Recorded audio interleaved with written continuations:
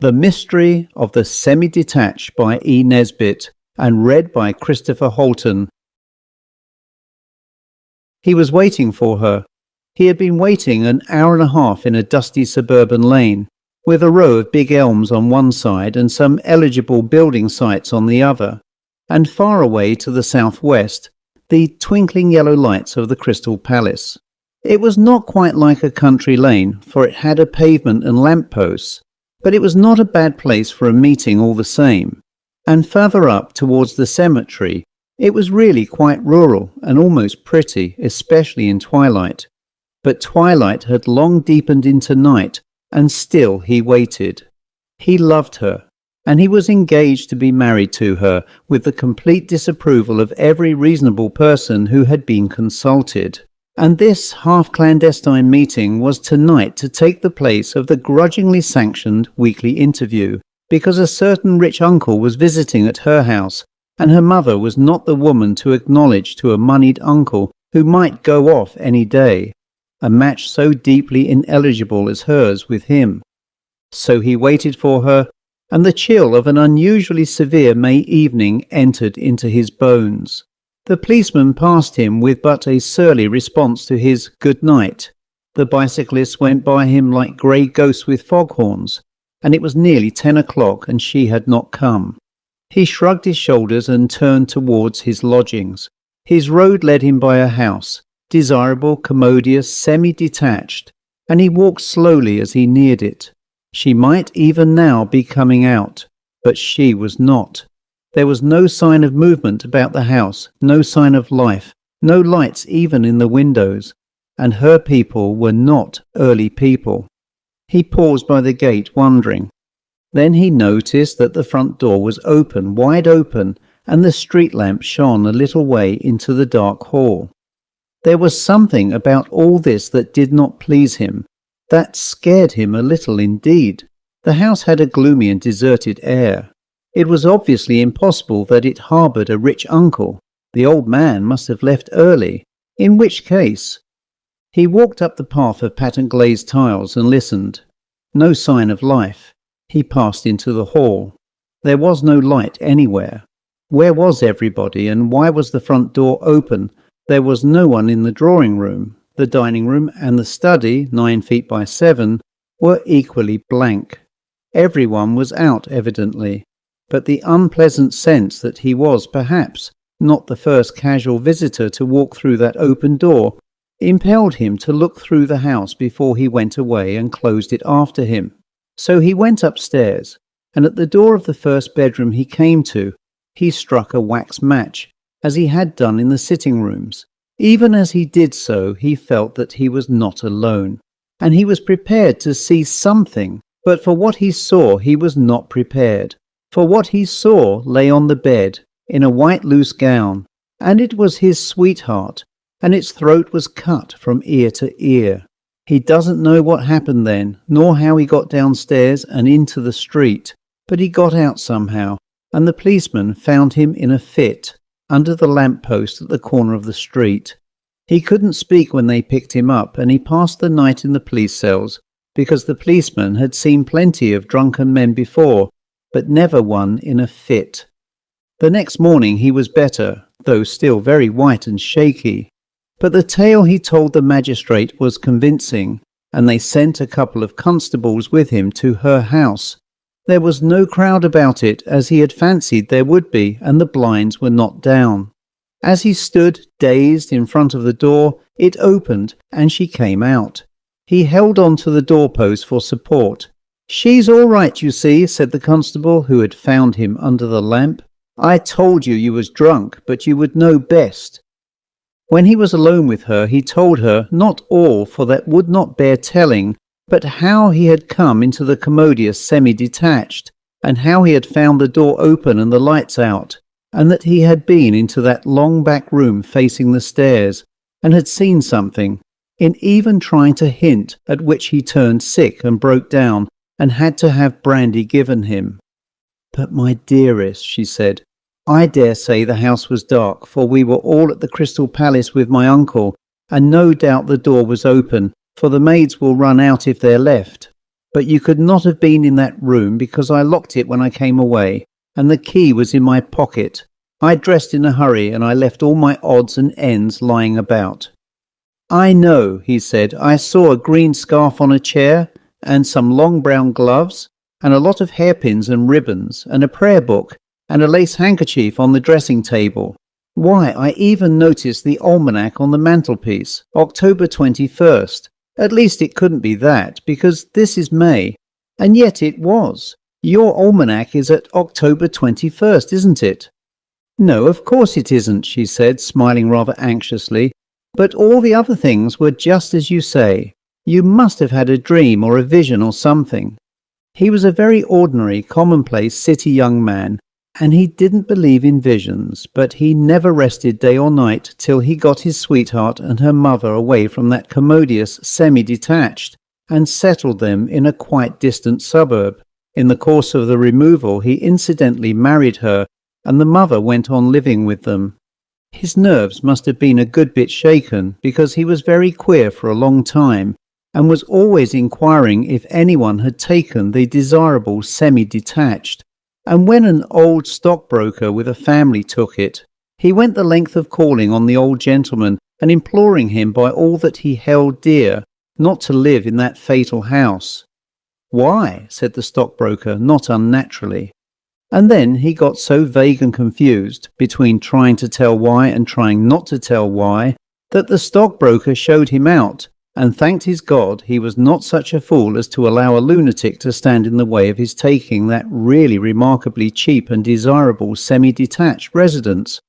Now the curious and quite inexplicable part of this story is that when she came down to breakfast on the morning of the 22nd of October, she found him looking like death, with the morning paper in his hand.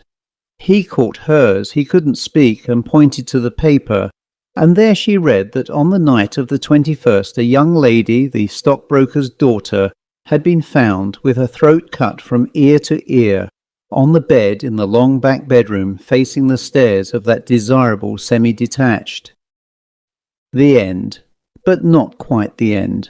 Well, that was quite gruesome and short, so for today here is a second reading from the mind of Edith Nesbit, and like this story was taken from her anthology Grim Tales, which was published in 1893.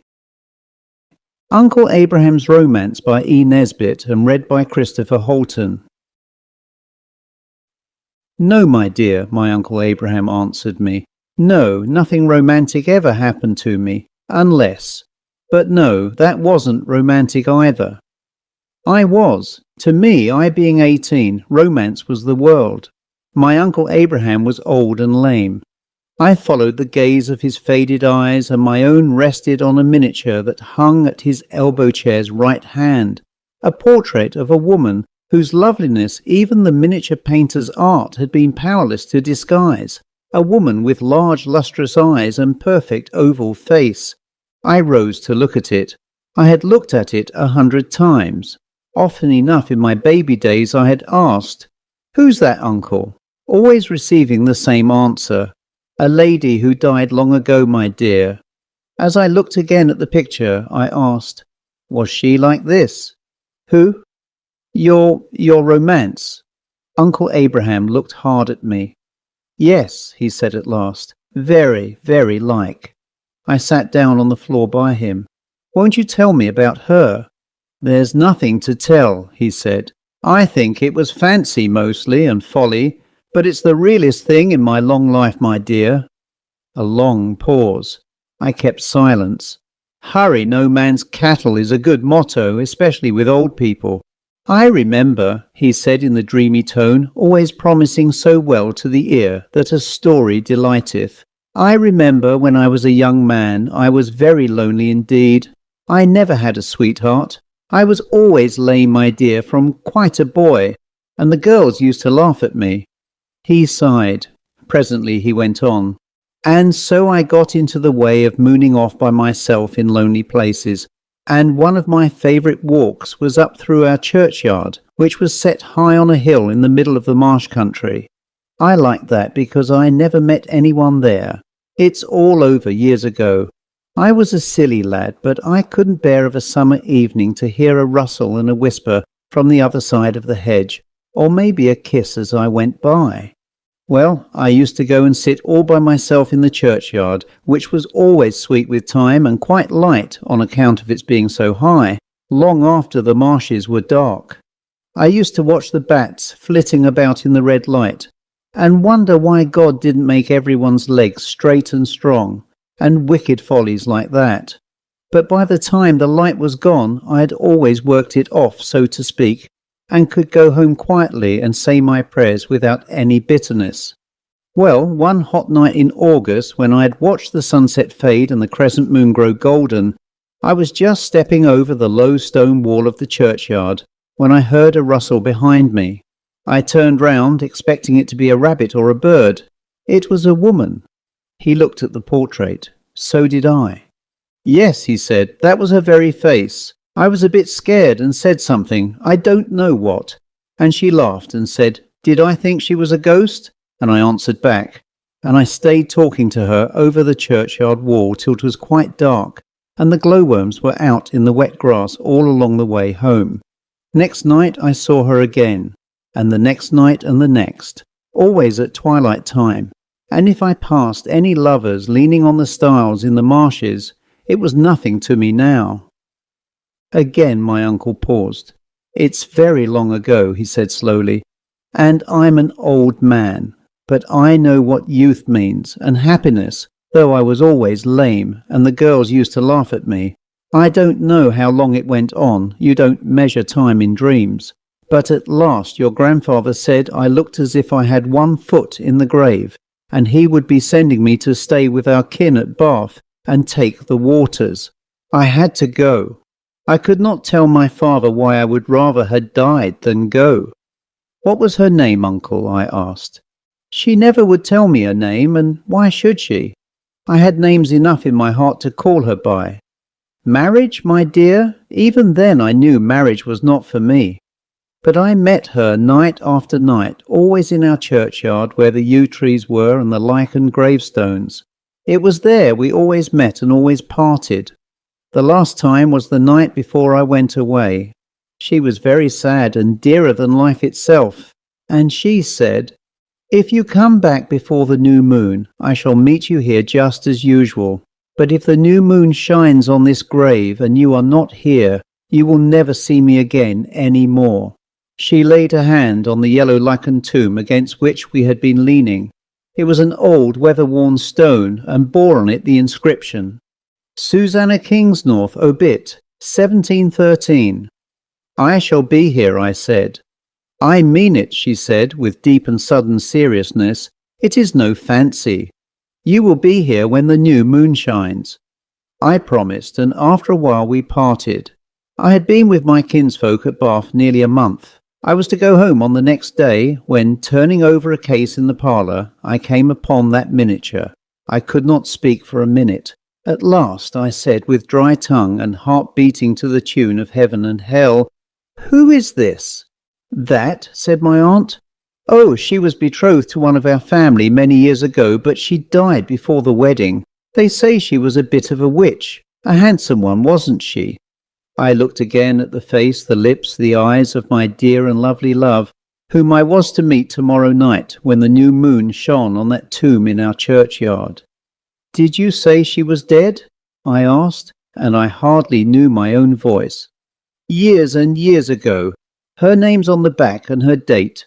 I took the portrait from its faded red velvet bed and read on the back, Susanna Kingsnorth, obit, 1713. That was in 1813. My uncle stopped short. What happened? I asked breathlessly. I believe I had a fit, my uncle answered slowly. At any rate, I was very ill. And you missed the new moon on the grave? I missed the new moon on the grave. And you never saw her again? I never saw her again. But, uncle, do you really believe? Can the dead? Was she? Did you? My uncle took out his pipe and filled it. It's a long time ago, he said, a many, many years. Old man's tales, my dear, old man's tales. Don't you take any notice of them. He lighted the pipe, puffed silently a moment or two, and then added, "But I know what youth means, and happiness, though I was lame, and the girls used to laugh at me." The end.